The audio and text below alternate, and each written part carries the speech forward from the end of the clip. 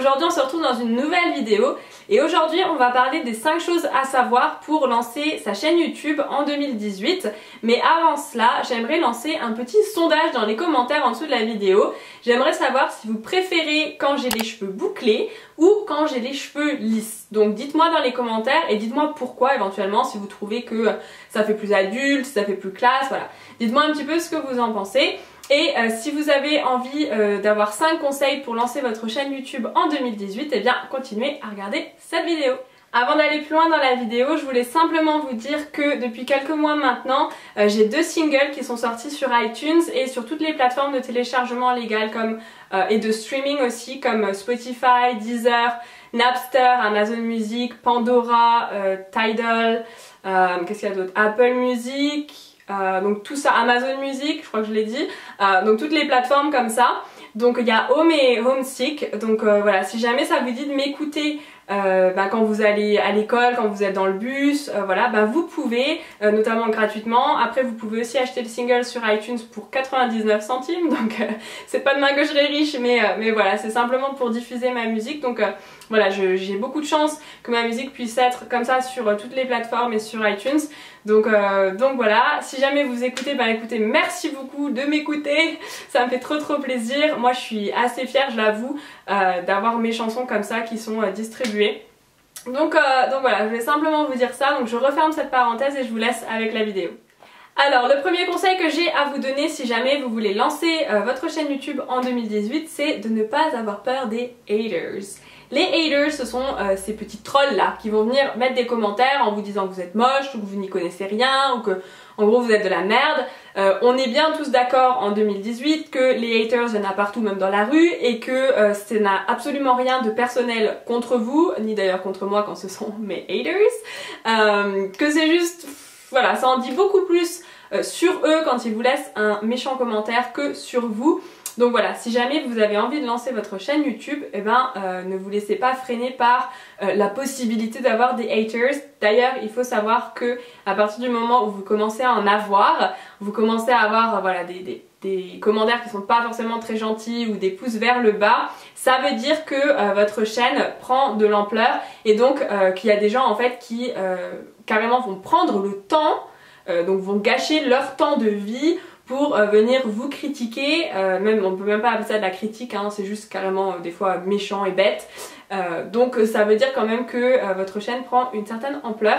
Donc c'est plutôt bon signe. Donc voilà, premier conseil, n'ayez pas peur des haters. Mon deuxième conseil, c'est d'essayer de trouver un sujet qui vous tient à cœur, que vous allez traiter sur votre chaîne YouTube. Alors je sais bien qu'il y a beaucoup de personnes, notamment des filles, mais il y a aussi des mecs qui s'intéressent principalement au make-up ou à tout ce qui est mode, à tout ce qui est trendy, et le problème c'est que c'est un peu quand même ce que tout le monde fait et donc il faut que vous arriviez à vous distinguer, donc soit dans des domaines comme ça qui sont assez généraux et que tout le monde fait plus ou moins par votre personnalité ou par votre décor ou par la façon dont vous montez vos vidéos, donc faut être assez créatif, soit de trouver un sujet qui est un peu plus une niche, qui est voilà, quelque chose d'un peu moins traité ou que les gens ont plus peur de traiter. Donc après ça c'est à vous de voir, mais voilà, mon deuxième conseil c'est vraiment d'essayer de vous distinguer. Je sais qu'il n'y a pas beaucoup, j'ai déjà regardé des vidéos comme ça où ils donnent des conseils sur comment lancer sa chaîne YouTube et quoi faire, etc.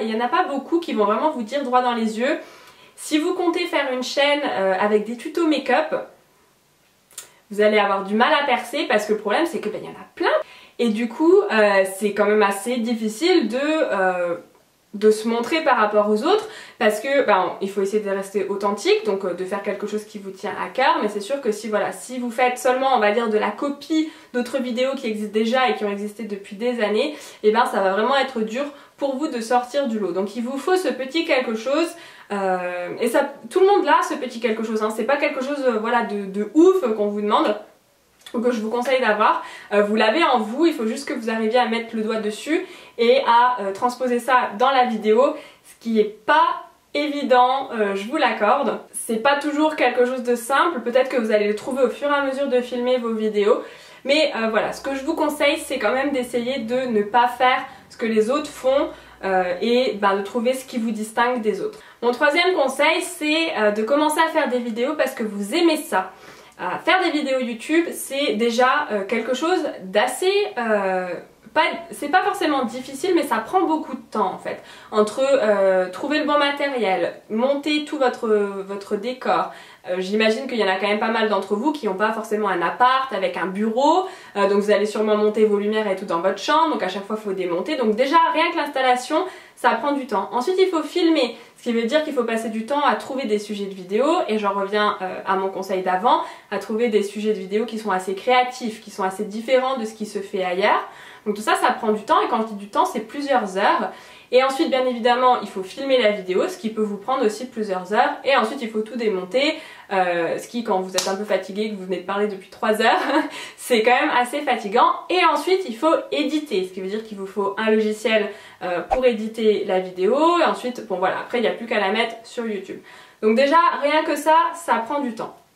Donc, si vous faites YouTube, si vous créez une chaîne YouTube, on va dire vite fait juste pour gagner de l'argent, mais que vous détestez filmer, que vous n'aimez pas parler devant la caméra et que vous n'aimez pas éditer vos vidéos, ça va être compliqué. Il faut savoir que tous les youtubeurs, d'ailleurs la majorité des youtubeurs n'ont pas quelqu'un qui édite leurs vidéos, hein, ils le font eux-mêmes, ce qui peut parfois être très très chiant quand on n'a pas envie de s'écouter pendant 3 heures d'affilée et qu'on est quand même un peu obligé de le faire. Ensuite, dans ce même conseil, ce qu'il faut savoir, c'est qu'il y a beaucoup de gens maintenant qui ont intégré le fait que YouTube est devenu un métier, il y a beaucoup de personnes qui en vivent.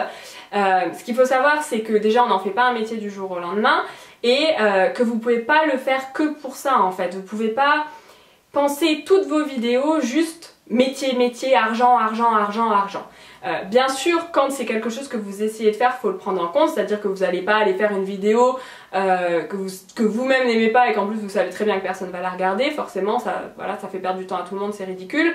Mais vous pouvez pas non plus faire que des vidéos juste pour de l'argent, parce que puis ensuite envoyer des messages à tout le monde, regardez ma vidéo, voilà, ça va pas marcher en fait. Si vous êtes trop dans cette optique YouTube métier, ça risque de bugger, les gens vont le voir, c'est pas assez authentique, c'est pas assez vrai. Et quand on va sur YouTube, c'est quand même, enfin moi je sais, on sait tous d'ailleurs, on regarde tous beaucoup de vidéos YouTube, et quand on va sur YouTube, c'est pas pour regarder ce qu'on voit déjà à la télé ou ce qu'on voit dans la rue, c'est pour avoir cette relation avec les youtubeurs de quelque chose d'un peu plus authentique.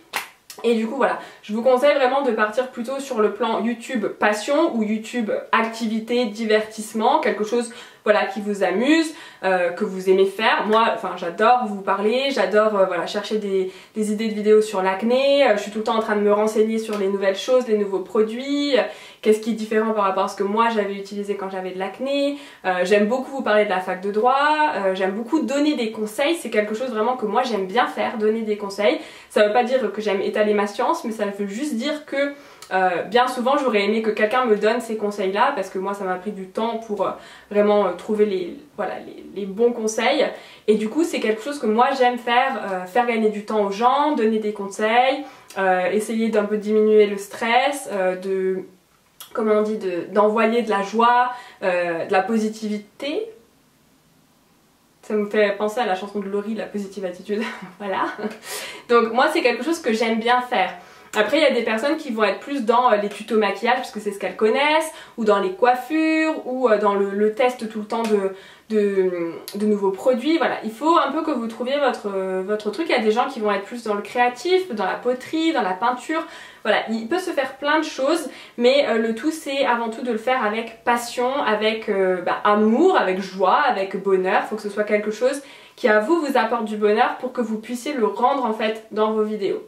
Mon quatrième conseil, c'est de ne pas tout le temps faire des concours juste pour gagner des abonnés. Il y a pas mal de personnes qui démarrent une chaîne et qui tout de suite vont faire un concours en disant pour participer il faut vous abonner à ma chaîne et tout ça. Le problème c'est que si vous en faites tout le temps, bah déjà ça va se voir que vous n'êtes pas vraiment passionné par votre chaîne, par le contenu, par les vidéos que vous créez, et les gens vont vite se rendre compte que tout ce que vous voulez c'est augmenter votre nombre d'abonnés, et donc ça le fait pas quoi, ça va carrément casser votre crédibilité, ça va pas vraiment donner envie de vous regarder. Après il y a toujours des gens qui adorent participer à tous les concours et qui veulent juste des trucs gratos. Moi j'aime beaucoup participer à des concours aussi, j'en ai fait sur ma chaîne, mais ce qu'il faut c'est que ce soit équilibré. Vous pouvez pas faire que des concours ou tout le temps des concours en disant abonnez-vous, abonnez-vous, abonnez-vous. Surtout que de plus en plus ça devient pas facile mais plus courant pour des youtubeurs un peu plus petits, on va dire, comme moi. Je pense pas être une grande youtubeuse, d'avoir des propositions, et souvent ça peut vous amener à des propositions qui n'ont rien à voir avec le thème de votre chaîne. Moi j'en ai déjà eu, je veux dire, il y a des mails je réponds même pas parce que je me demande comment est-ce qu'ils m'ont trouvé, tellement ce qu'ils me proposent comme partenariat ça n'a rien à voir avec ce que je fais, et je me dis si je vous présentais ça, enfin j'aurais l'air ridicule. Ça n'a aucun rapport avec moi, ça n'a aucun rapport avec le thème de ma chaîne, enfin ça n'aurait aucun sens de faire ça sur ma chaîne, et vous me prendriez pour soit une débile, soit vraiment quelqu'un qui veut le plus d'abonnés et qui ne fait sa chaîne que pour ça, et c'est pas du tout ce que je veux. Donc du coup voilà, faut être un peu dans cette optique là. Faire des concours oui, faire que des concours pour gagner des abonnés non. Et ensuite dernier conseil qui est plus ou moins évident, c'est de faire du contenu de qualité qui est créatif même si c'est simple. C'est-à-dire que vous n'avez pas besoin d'un équipement de ouf, vous n'avez pas besoin d'aller acheter la dernière caméra à 2000 € que tous les grands youtubeurs américains ont. Vous n'avez pas besoin d'investir dans des tonnes de lumière. Il y a beaucoup de youtubeurs qui filment devant leur fenêtre et ça fonctionne très bien pour eux. Donc il n'y a pas besoin d'un investissement énorme pour lancer sa chaîne YouTube. Simplement il faut que le contenu soit informatif, soit créatif. Il faut que ça apporte quelque chose, il faut que ça apporte une plus-value. C'est vraiment le mot clé, c'est la plus-value. Qu'est-ce que votre vidéo va apporter? Et ça peut être aussi simple que de la joie. Moi je regarde plein de vidéos sur des sujets que je connais de A à Z, où j'ai pas du tout besoin d'un conseil, où j'ai déjà regardé 15 000 vidéos sur le sujet, mais je continue de les regarder parce que j'aime bien les youtubeurs, parce que je sais pas, elles sont sympas, ou ils sont, voilà, ils me distraient en fait, c'est simplement ça, c'est de la distraction. J'aime bien leur voix, j'aime bien leur façon de parler, de s'exprimer, j'aime bien qu'ils soient gentils, qu'ils soient souvent avec leurs amis ou plutôt avec leur famille, voilà. Je suis plein de youtubeurs qui ont des personnalités différentes, et c'est aussi simple que ça en fait, ils me procurent de la joie. C'est tout bête, c'est tout con. Et c'est à ça en fait qu'il faut que vous pensiez quand vous faites vos vidéos, c'est est-ce que votre contenu est de qualité, est-ce qu'il apporte une plus-value, et cette plus-value elle peut venir sous plein de formes différentes. Ça peut être des conseils, ça peut être donc informatif, ça peut être créatif parce que c'est beau à regarder ou parce que c'est sympa à écouter, voilà, il y a plein de choses. Après c'est à vous de trouver, et il n'y a pas forcément besoin que ce soit une vidéo très compliquée. Ça peut être filmé avec un matériel assez simple, ça peut être filmé par vous-même, vous n'avez pas besoin de tout le temps avoir quelqu'un qui vous filme, et ça peut être filmé aussi dans un endroit simple. Il faut juste que en fait il faut que vous ayez envie de regarder cette vidéo. Moi je sais que parfois, bon, j'ai pas envie de regarder mes vidéos parce que je connais le sujet par cœur ou parce que je l'ai filmé, ensuite édité, donc je l'ai entendu 15 000 fois, mais à chaque fois que je regarde ma vidéo avant de la poster sur YouTube, je me dis, est-ce que si je n'avais pas toutes ces connaissances que je mets dans la vidéo, est-ce que ça m'intéresserait? Est-ce que j'aime bien comme j'explique? Est-ce que j'explique trop vite, trop lentement? Voilà. Il y a plein de choses en fait que je passe en revue, et si à la fin je me dis, oui bon ça va, c'est quelque chose que je regarderai, alors ça va sur YouTube. Si par contre je me dis, c'est trop nul, ça m'est déjà arrivé, là je les mets pas. Ça m'est déjà arrivé de filmer des tutos make-up où quand je regarde la vidéo je me dis mais Marie, mais qu'est-ce que t'as fait? Mais c'est pas possible d'être... Enfin tu regarderais jamais ça quoi. Limite j'ai honte de ce que j'ai fait et de me dire que c'était bien alors que c'était de la... Et ça arrive à tout le monde hein, donc faut pas vous arrêter à ça. Mais voilà, il faut aussi être un petit peu honnête de ce côté-là. Faites quelque chose de bien que vous avez envie de regarder, qui apporte une certaine plus-value, et vous aurez une bonne vidéo. Et donc voilà pour les 5 choses à savoir pour lancer sa chaîne YouTube en 2018. Alors il faut savoir que je suis restée assez générale dans les conseils, c'était volontaire, c'était pour établir un peu une base. Mais si jamais c'est quelque chose qui vous intéresse vraiment, dites-le moi en commentaire, et dans ce cas je vous ferai une vidéo avec des conseils beaucoup plus techniques et beaucoup plus précis de l'envers du décor hein, quand on a une chaîne YouTube et quand on fait les vidéos. Dites-moi si c'est quelque chose qui vous intéresse. Si vous avez des questions aussi, laissez-les moi en commentaire, comme ça je pourrai en profiter pour y répondre dans cette seconde vidéo éventuelle. Du coup ça me permettra d'aller plus en profondeur dans les conseils techniques, comment monétiser ces vidéos, qu'est-ce qui marche pas, voilà, un peu tout ça. Donc si c'est quelque chose qui vous intéresse, dites-le moi en commentaire et je vous ferai ça, il n'y a pas de souci. J'ai rien à cacher de ce côté-là, donc Donc voilà, moi ce sera avec grand plaisir que je vous donnerai des trucs et astuces sur ce sujet-là. En attendant, je vous dis un grand merci d'avoir regardé cette vidéo. J'espère que vous avez appris quelque chose, même voilà, une toute petite chose, c'est toujours ça de prix. N'oubliez pas que vous pouvez me suivre sur les réseaux sociaux, notamment sur Instagram et notamment sur Facebook. J'ai à la fois ma page Facebook pour BR by Marie et pour la musique Marie Cathil, où là il y a beaucoup plus de gens qui me suivent, donc si vous voulez quand même voir du contenu un peu plus vivant, allez plutôt sur cette page là. En tout cas, moi je vous fais de gros bisous et je vous dis à la prochaine pour une nouvelle vidéo. Bye bye!